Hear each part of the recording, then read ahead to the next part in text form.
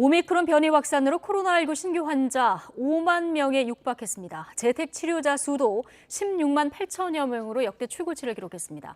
정부는 집중관리군 대상을 60세 이상과 50대 먹는 치료제 투약자로 축소했는데요. 취재 기자 연결해 보겠습니다. 개훈이 기자.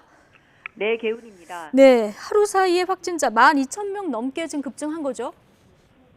네, 오늘 0시 기준 코로나19 신규 환자는 49,567명입니다.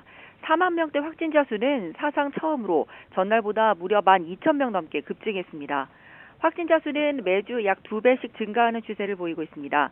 오늘 신규 확진자 규모는 일주일 전에 2.4배, 2주 전보다 3.8배 증가했습니다. 위중증 환자 수도 서서히 증가 조짐을 보이고 있습니다. 오늘 0시 기준 위중증 환자는 285명으로 전날보다 17명이 늘었고 사망자는 21명 늘어나 모두 6,943명이 됐습니다. 무증상, 경증 확진자가 빠른 속도로 늘면서 재택치료를 받는 사람은 17만 명에 가까워졌습니다. 오늘 0시 기준 재택치료 대상자는 16만 8,020명으로 하루 만에 8,000명이 넘게 늘며 역대 최고치를 기록했습니다.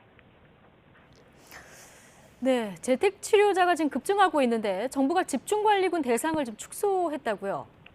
네, 방역당국은 어제 집중관리군과 일반관리군 분류 기준을 각 지자체에 전달하겠다고 밝혔습니다. 집중관리군은 60살 이상 고령층과 먹는 치료제 처방을 받은 사람 가운데 지자체장이 판단해 결정하게 됩니다. 앞서 정부가 60살 이상과 50대 기저질환자 등 먹는 치료제 처방 대상을 집중관리군으로 발표했던 것과 비교해서 범위가 크게 축소된 겁니다. 집중관리군은 하루 2차례 의료기관 모니터링과 체온계, 산소포화도 측정기 등 재택치료 키트를 받을 수 있지만 일반 관리군은 이 같은 지원 없이 스스로 건강 상태를 살펴야 합니다. 이런 가운데 오늘부터 확진자와 밀접 접촉자의 격리 기준이 완화되는 등 관리 기준이 바뀝니다. 기존 확진자 격리 기간은 접종 완료자의 경우 7일, 미완료자는 10일이었지만 오늘부터는 모두 7일로 통일된 겁니다.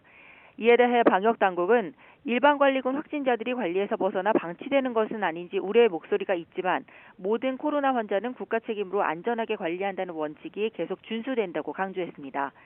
지금까지 사회 2부에서 YTN 개훈입니다.